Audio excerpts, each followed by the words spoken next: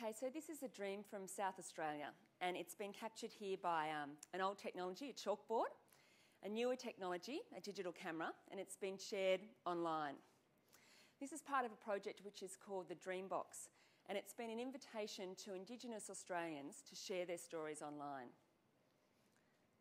So each of these dreams is a story, and that's what I'm here to talk about today, to talk about some new ways of storytelling, some different ways of storytelling, and how the ABC is trying to bring community stories and mainstream broadcast media together.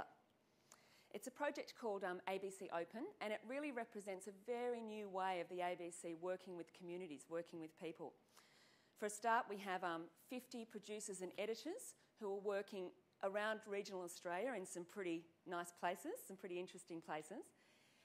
And what they're about is they're about working with communities to uncover new stories, to find new ways to tell those stories, to teach digital media skills, but just as importantly as that is to get these stories and to bring them into the ABC. So not have a spot over here for stories made by the audience where all of that stuff's going on, but really here's the main game. This is about eliciting these stories, help people make them, and then bring them into the ABC and distribute them as widely as we can through all the platforms that we have. So that's radio and TV and online. So there's really no roadmap for this kind of thing. We've seen some really fantastic community storytelling projects, but I don't know of any that really has a major media organisation actually going out and not only saying, yeah, there's space for you, but actually going, and we're going to help you make those stories, and then we're going to share them as widely as we can. So we've been in operation for about 2 years, really, but our website was launched in September last year. And so today what I wanted to do is just show you some of the stories that have come through and just talk a little bit about some of the things that we've learnt during that time. So the first thing that we've learnt is that digital storytelling can be incredibly simple. It doesn't take a lot to tell a good story. The thing that has been very popular about this project is that it's been really easy to do and everyone can do it. You know, everyone's got a dream, anyone can do this. And this is a really important point for me because I think that there's a tendency for us to kind of overcomplicate what we do. We go, you know, digital media is so new and exciting and big, but really, you know, when you overcomplicate it, it can also be incredibly intimidating. So I think telling a story in a simple way can be really, really effective.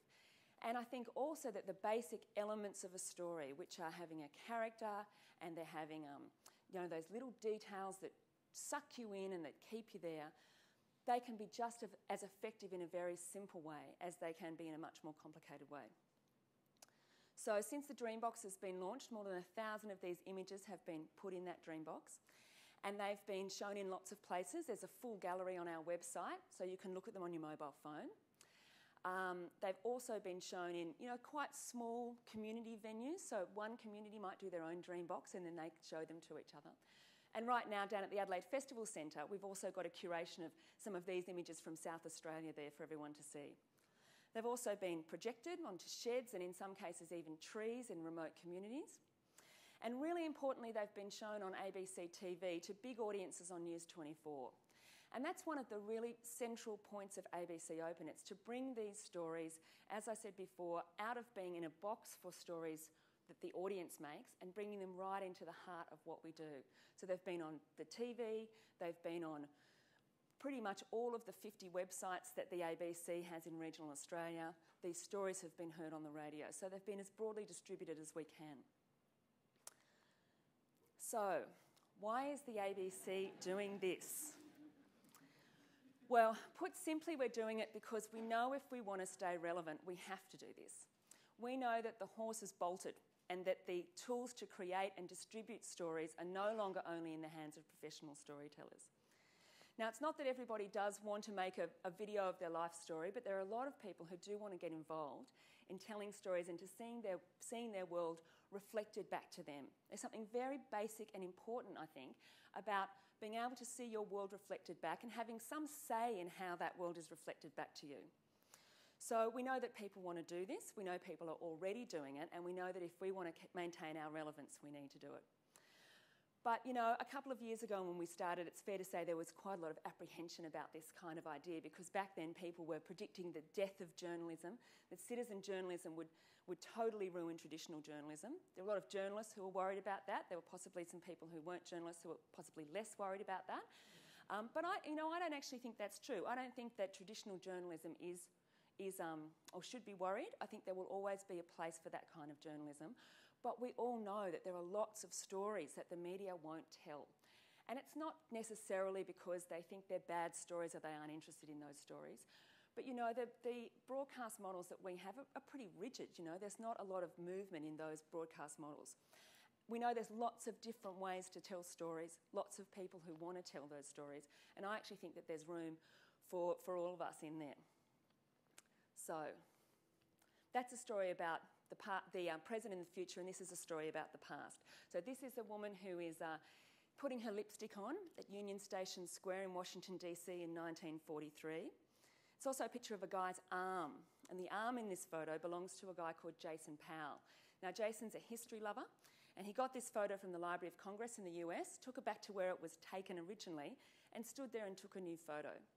But then he did something else. What he did was he uploaded it to Flickr, the photo sharing website, and he started a group called Looking Into the Past. And that's where we found this photo. When we saw this, we thought, what a great idea. It's a really good idea. But when we looked at the group, there were about 3 people from Australia who seemed to know about it and were involved. So we set up a project called Now and Then to elicit some stories from Australia. And again, more than 1,000 stories have come through done in this format. Oops, I've given it away. There we go. Sorry. This is a photo of the bathing jetty in Port Augusta, and this is taken sometime in the 1950s. This is a very popular swimming spot.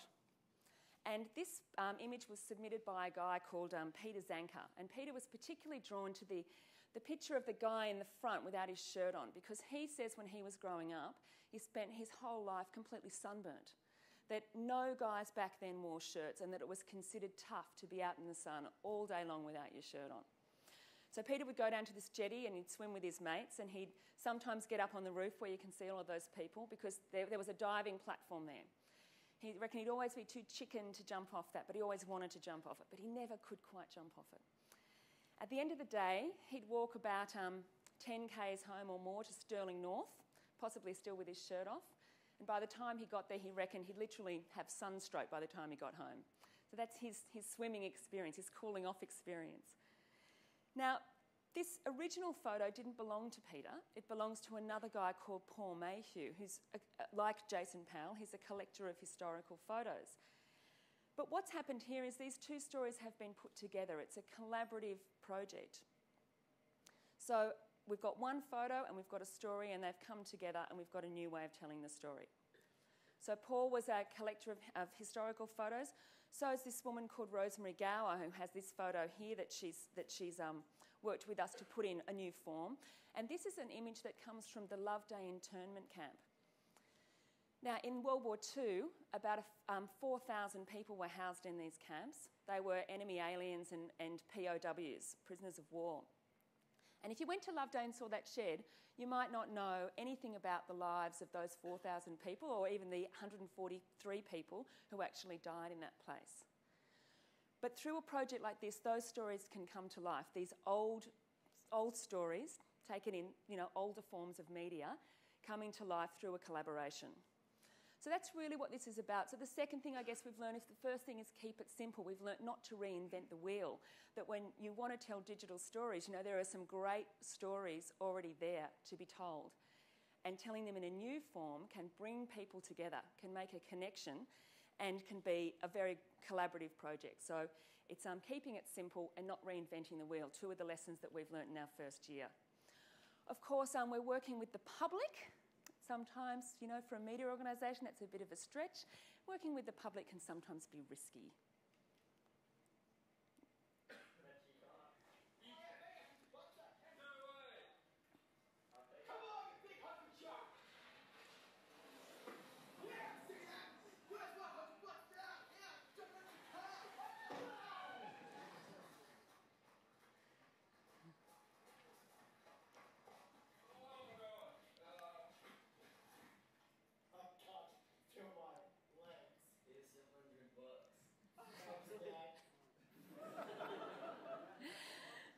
Okay, so those students from Stuart High in Whyalla, they've learned a little bit about collaboration. They've learned about how many people it takes to pull off a stunt like that.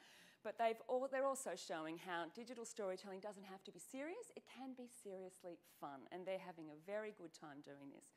So it's fun. The third thing we've learned is it's got to be fun. If it's not fun, who's going to do it? But has it been risky working with the public? Well, it hasn't actually been very risky. It's been a lot less risky than some people might have imagined it to be for a media organisation. But it does require trust. You know, it requires trust on both parts. And we know that a lot of people don't have much faith in the media. In fact, you know, faith in the media is a pretty all-time low. And also for a lot of the people that we work with, faith in the internet is pretty low too. A lot of people don't trust the internet. And I think it's fair to say that a lot of people who work in media haven't necessarily always trusted the audience to be able to tell a good story. So it's requiring a bit of trust, and the trust goes both ways. So we've learnt that it's about trust, and we've also learnt not to worry too much about this question of quality, which was one of the big fears at the beginning, that, you know, if you let the audience in, what if the quality isn't there? Well, I don't think the mainstream media has much of a monopoly on quality, and I'm sure that you'll agree. But, you know, seriously, what these guys are doing with a story like this is that they're going for a broad mainstream audience, and I think that's what mainstream media does. But community stories can be for a much more niche audience, and the sort of quality they have is a really, you know, we have a lot of stories that I would say are of a very high quality, but in those traditional terms, but also I think quality is a very relative concept. I think quality relates to where you live, what you're interested in, and what it means to you. And I really do think that community-made stories really do punch well above their weight when it comes to issues of quality. So it's about trust. And it's this sort of trust that this young woman, Hafiza, showed when someone bowled up to her and said, "Can I take your photo and put it on the internet?" Hafiza is a refugee from Afghanistan, has spent most of her life living in Iran and Pakistan. Her dad came to Australia in 1992. It took until 2009 for her mum and herself to be able to come. So I wonder what she really feels about trust. But what's interesting about Hafiza, she's come to Australia, she doesn't know any English, she found it really, really hard to fit in. But 2 years later, she's learned English, she's learning French because she wants to be a French exchange student. And she trusted a stranger who bowled up to her and said, "Can I take your photo?" That stranger was someone called Seema05, who was involved in a project called Portrait of a Stranger. And the challenge there was to go up to someone you'd never met, ask them something about themselves, take their photo, and put it online. So for a lot of people, the challenge with this project was not taking the photo, and it wasn't writing the words. It was getting that courage to go up to someone and ask them something about themselves. And I guess they were scared that people might say no, but you know, the surprising thing is most people said yes. So people like Janet. Now, Janet's a volunteer Coast Guard in Port Augusta, and she also loves scrapbooking, and she also loves playing the bagpipes. And I know that about her because a guy called Malcolm Symes bowled up to her and said, "Janet, tell me a bit about yourself. Can I take your photo and can I put it online?" So it's about those new connections, you know, finding out something about someone who lives in your community. And I think what we bring, what ABC Open brings to that is just the excuse to do it, you know. We're helping people have an excuse to go up and make that connection. And it's also about a creative collaboration too. So this is a photo of Klaus, and Klaus lives in Coburn, and he was photographed by a professional photographer who's called Glenn Ravo. Glenn lives in Broken Hill, and him and a group of photographers went on an excursion to Coburn to meet strangers and take their photos. So they're working together to share their ideas, to photograph people together, and to be part of a project that also brings them and the work that they do to all of us, to a much broader audience. So it's about all sorts of connections. What happens offline is just as important, often more important than what happens online. And I've been particularly interested to realise that, you know, while the internet is a great tool for connecting people, you know, we're all social beings and not all of us want to sit and consume content on a mobile phone, even though that can be fantastic. What people want is they want to see their stories that they've made where they live with people they know in a physical space. So that's been really interesting. You know, we're in this big online multi-platform project, but a lot of people, they just want to go to the gallery and they want to go to the community hall and they want to consume this stuff together and talk about it. So again, you know, what happens offline is just as important as what happens online, if not more so. Of course, there are people, when given the chance, will absolutely run with all that this technology can bring them. So this is a woman called June Perkins. And June lives in Upper Murray, which is near Tully in North Queensland. June was in Tully when Cyclone Yasi hit, and she's a blogger and had been blogging about what happened in that community. And when we came across her blog, we said, would you like to come and blog with ABC Open? Because we've got a project at the moment which is called Aftermath, and what that's about is about documenting what's been happening since some of those major disasters like Cyclone Yasi, but also the Queensland floods and other floods around Australia and the Victorian bushfires, finding out what happens, you know, when media goes and communities are trying to recover, what goes on for them. So we asked June to blog for us. And June's a great writer, and you can see from what she's written here, you know, it's very heartfelt and honest.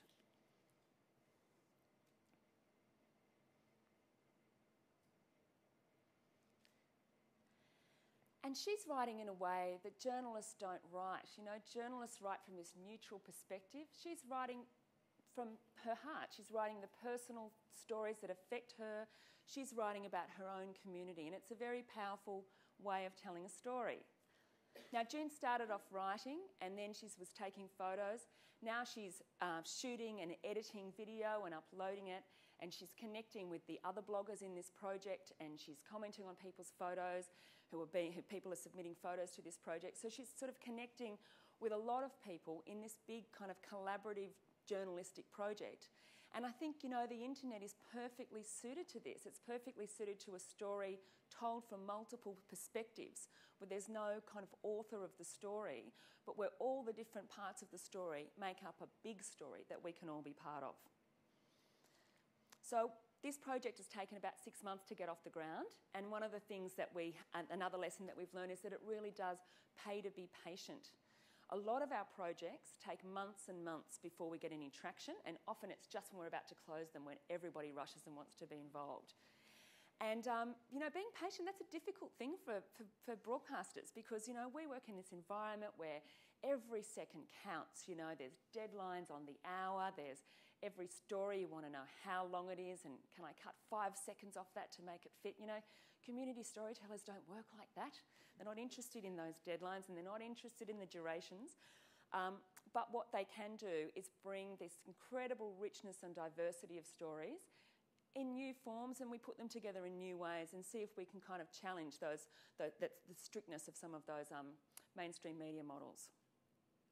And the fantastic thing about people like June and others like her are they're there when things happen. So they're like Mary Asma, who took this photo from a small plane flying over the Birdsville track when it was flooded. They're there when things happen, and they're the experts in their own community. And they're in places where mainstream media often doesn't exist.